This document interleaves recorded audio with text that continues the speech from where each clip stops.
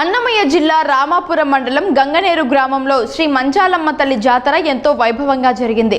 గత 2 రోజుల పాటు జరిగిన ఈ జాతర నేటితో ముగిసింది. అమ్మవారు ప్రత్యేక అలంకరణలో భక్తులకు దర్శనమిచ్చారు.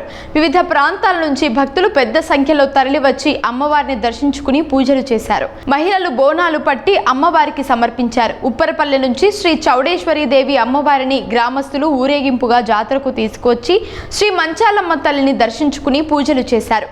మొక్కుబడులు ఉన్న భక్తులు చాందిని బండ్లను కట్టించి ఊరేగింపుగా తీసుకొచ్చి ఆలయం చుట్టూ ప్రదర్శించి మొక్కుబడులను తీర్చుకున్నారు.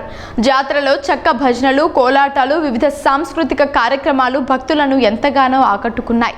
జాతరలో ఎలాంటి అవాంఛనీయ ఘటనలు జరగకుండా రామాపురం ఎస్ఐ వెంకట సుధాకర్ రెడ్డి గట్టి పోలీసు బందోబస్తును ఏర్పాటు చేశారు.